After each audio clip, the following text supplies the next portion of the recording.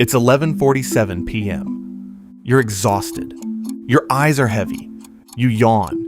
You know you have to wake up early tomorrow, so you should probably go to bed. Instead, you open one more video, then another. Then you start scrolling. Maybe you suddenly decide this is the perfect time to reorganize your desk, or watch a documentary about deep-sea fish, or spend 40 minutes reading reviews for a product you'll never buy. An hour passes, then two. Now you're even more tired. And somehow, you're still awake. It's strange. Nobody is forcing you to stay up. In fact, you know tomorrow is going to be miserable because of it. So why does your brain seem determined to steal sleep? From the person who's already exhausted.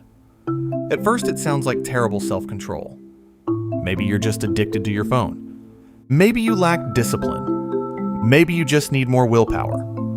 That explanation feels satisfying. Until you notice something. This usually doesn't happen at 10 a.m. or during lunch. It happens late at night, around the exact time you're supposed to go to sleep.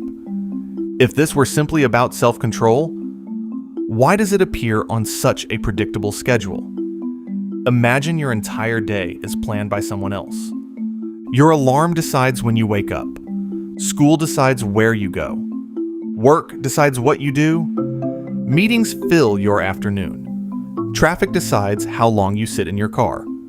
Your inbox decides what deserves your attention next. Even dinner happens because you're running out of time. From morning until evening, someone or something is constantly telling you what comes next. Then, finally, everyone goes to bed. No emails, no meetings, no expectations. For the first time all day, your time actually belongs to you. Ironically, that's exactly when you refuse to give it up. Psychologists have a name for this. Revenge, bedtime, procrastination. Despite the dramatic name, it has nothing to do with revenge against another person. It's your brain quietly taking revenge against the day itself. The idea first gained attention when researchers noticed something curious. People whose daytime schedules felt heavily controlled were often more likely to delay going to bed. Not because they suddenly became energetic, but because bedtime was the first moment they genuinely felt free. Almost like saying, I've spent the whole day doing what everyone else wanted. Now, I finally get to do what I want.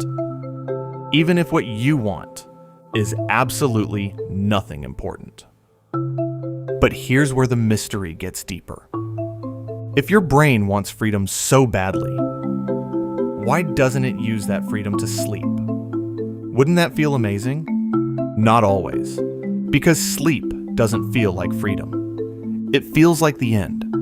Imagine you've been working nonstop all day, and someone suddenly says, your free time starts now. Then immediately adds, actually, never mind, go unconscious. From your brain's perspective, that hardly feels like enjoying your freedom at all. It feels like losing the only hours that actually belong to you. Now imagine your day as a video game. Every conversation, every decision, every problem uses a little bit of your mental energy. What should I wear? How do I reply to this email? Should I say yes? Should I say no?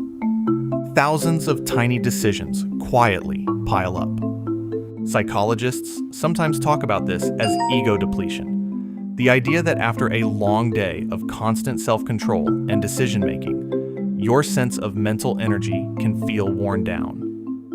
The exact theory is still debated by researchers, and it's probably not as simple as having a limited battery. But most people recognize the experience. By nighttime, you don't just feel physically tired, you feel mentally finished. Ironically, that's also when resisting temptation becomes much harder. Here's something fascinating. Have you ever noticed what you usually do during these late night hours? You rarely start your taxes. You don't suddenly deep clean the bathroom. Instead, you watch videos. play games, scroll social media, read random facts, activities with one thing in common. Nobody is telling you to do them. Every click is your decision. Every minute belongs entirely to you. After spending all day following schedules, your brain quietly celebrates every tiny act of choice. Not because the activity itself is important, because choosing it is. But then something strange happens. Around midnight, you're not even enjoying it anymore. Have you ever caught yourself endlessly scrolling without really caring what you're looking at? You're not entertained. You're not learning. You're not relaxing. You're just continuing. Why? Because the goal quietly changed. You aren't staying awake for the videos anymore. You're staying awake because bedtime means surrendering your freedom. Every extra minute feels like one more tiny victory over tomorrow, even though tomorrow is going to win anyway. Here's another twist. Think about being a kid. Your parents tell you, bedtime, lights out. Suddenly, you desperately want to stay awake. Not because sleeping is bad, because someone else made the decision. Now fast forward 20 years. Nobody is forcing you anymore. Yet somehow, your brain still behaves exactly the same way. It's almost like that little voice never disappeared. 5 more minutes. Except now, you're arguing with yourself. There's another reason this feels so powerful.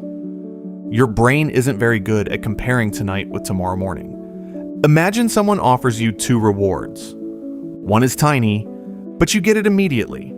The other is much bigger, but you receive it tomorrow. Again and again. Our brains tend to overvalue what's happening right now. One more funny video feels real. Tomorrow's exhaustion doesn't, until tomorrow becomes today. Then suddenly, the deal doesn't seem so good anymore. Now here's the biggest twist. People often think they're stealing time from sleep. They're actually trying to steal time from responsibility. If tomorrow didn't contain work, school, deadlines, or obligations, many people would happily go to bed much earlier, because there'd be no feeling that freedom was running out. The late night hours become precious, not because they're nighttime, but because they're the only part of the day that feels completely yours. That's why the phenomenon is often strongest during stressful periods of life. The more controlled your daytime feels, the more valuable those quiet nighttime hours become. Of course, not everyone who stays up late is experiencing revenge bedtime procrastination. Some people naturally have later body clocks. Others work night shifts. Some are dealing with insomnia, which is a completely different issue. Human sleep is complicated, but for millions of people, the pattern is surprisingly familiar. They're exhausted, they want sleep, and yet they keep choosing wakefulness. Not because they love being tired, because they hate feeling like the day never belonged to them. By the way, if you've ever looked at the clock, seen 2:13 a.m. and thought, well, I've already ruined tomorrow, you and about half the internet should probably subscribe to Science Behind You. Consider this one decision your future self might actually appreciate. So, why do you stay up late even when you're exhausted? Not because your brain forgot how important sleep is. It knows. Not because you suddenly gained endless energy. You didn't. But because after a day filled with schedules, expectations, and responsibilities, those final quiet hours feel like the only time you're truly in control. Your subconscious quietly whispers, just a little longer. This part is ours. The tragedy is, it borrows those hours from the very same person it's trying to protect. Tomorrow's you. The next time you find yourself watching just one more video long after you meant to sleep, remember, you probably aren't fighting your bed. You're fighting the feeling. that the day ended before you ever got to live it. If this video made you recognize one of your own strange habits, imagine how many others are hiding in plain sight. Subscribe to Science Behind You, where we turn the weird little mysteries of everyday life into stories you'll never look at the same way again. And maybe tonight, instead of asking, "Why can't I sleep?" you'll ask a much stranger question. When was the last time today actually felt like mine?